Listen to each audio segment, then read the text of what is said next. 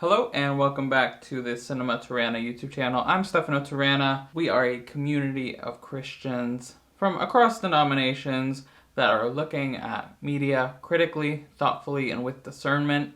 This week we're talking about the new Batman movie. I'm very excited. I've been looking forward to this for a long time.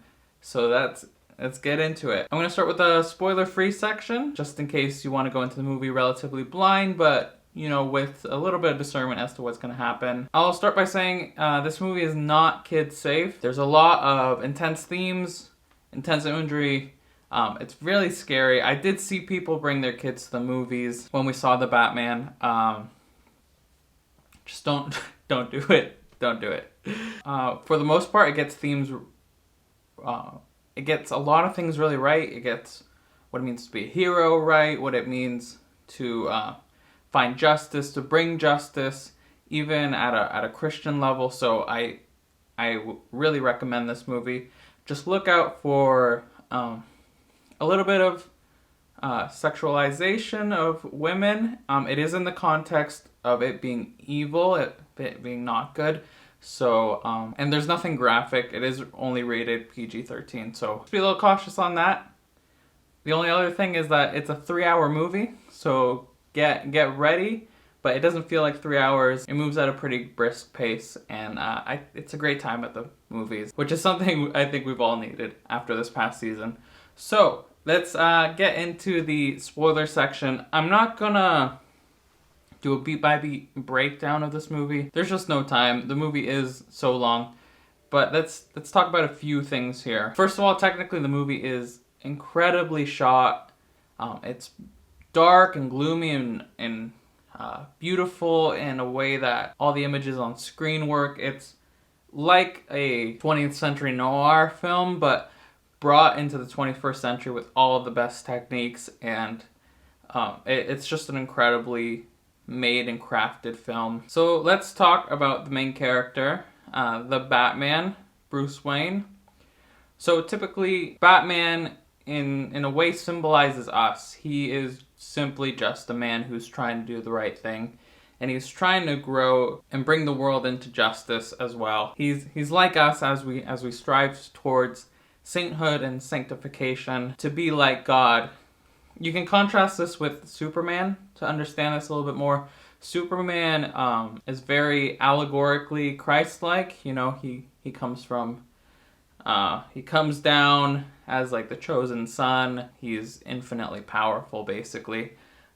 So having a really good Batman is such a great example and such a great vehicle to show the mode of being a Christian in a corrupt world. And this world is super corrupt. The whole movie kind of peels back the layers of Gotham, peels back at the corruption of the institutions through the character of the Riddler, which is a great character. I'll talk about him in a minute. But you can think of this movie a lot as the story of Noah. So in the story of Noah, the world is so bad and so corrupt that God has to flood it. And in this movie, there is a flood scene where the city gets inundated with water, and it just works so well archetypally that the city's become so corrupt that it has to be filled with water. There's like a convention center type thing which works as the Ark. So it's great. Batman's a great character. Let's take a look at a standout from this movie, who is Catwoman. Catwoman is a really good response to the Marvel approach to female superheroes, which we've seen. The main issue with Marvel's superwomen is that they're simply just men. That there's no feminine qualities to them. They kind of minimize any kind of female roles with those superheroes. You can think of Captain Marvel, and progressively more and more Scarlett Johansson's Black Widow. Here, Catwoman is the femme fatale character, and she embraces her femininity, her nurturing role as a woman who is still strong, who is still resilient, who is still inspiring in a way while not compromising on any aspect of what it means to be a woman, which I think is so great and so needed right now. I had this discussion with my wife. Is Catwoman a character that little girls can look up to? I don't really think so. And then again, this whole movie isn't made for them. But the character of Catwoman works so well. Now we get on to Paul Dano's the Riddler as the main bad guy in this movie. I think the closest thing that we can compare this to is he's kind of like a mix of Bane and the Joker from the previous trilogy. Those movies operate on an even more archetypal chaos versus order type dynamic, and there's a lot to unpack in that movie.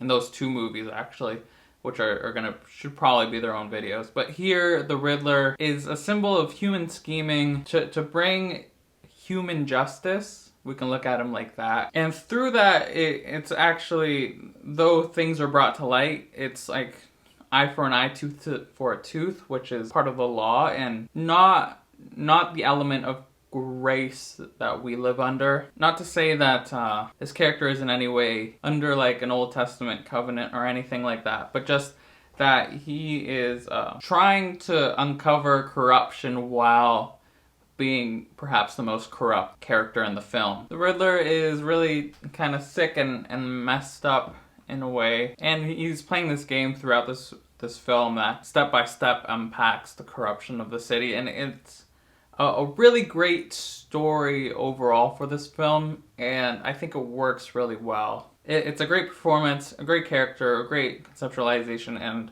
a great antagonist for Batman, and that I think just works to the movie's benefit in an already really great film. Let's talk about perhaps the only overt Christian motif throughout the film, and that's the use of Ave Maria as a motif that starts at the beginning and then kind of plays its way through the film all the way to the end as a motif for the Riddler's character. Here, I think it's a good use of contrasting the saintly nature of Mary with the perverseness of the Riddler.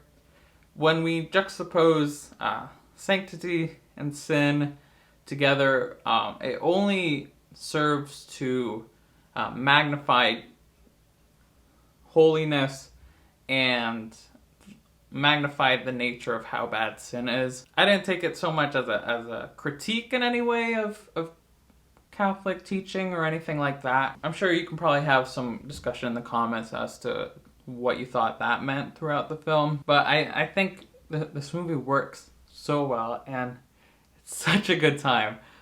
And then the final character growth for Batman was so impactful, and let's unpack that. Batman starts as vengeance. He says, "I'm vengeance." We saw that in the trailer.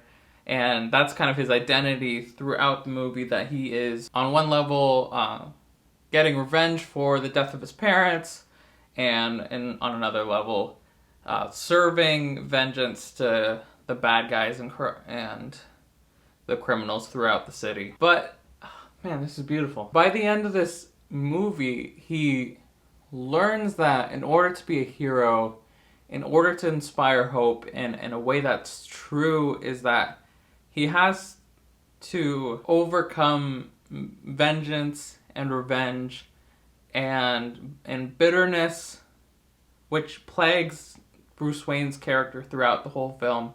And that's so poignant to the way we have to live as Christians. We're no longer in the eye for an eye, tooth for a tooth. We live under grace, and the way that we advocate for the orphans and the widows and for the hungry is not through hate and violence, but it's through grace and true justice. And that's what Batman finds by the end of this movie. To be a symbol of hope, he has to stop being vengeful, and it was so beautiful.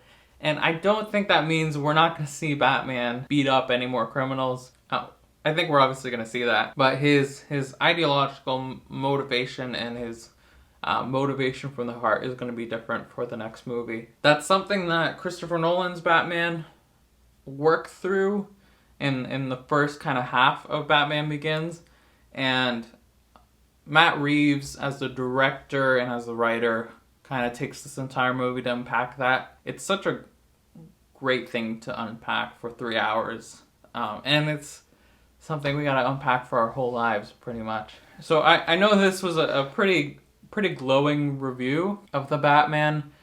I'm expecting some pushback. There's a lot of discussion to be had about the role of violence on screen and in life. What are the means of justice that we should go about pursuing? And there's a lot to talk about that, and that'll all be in the comments. I'd love to hear from you guys. This is a great movie.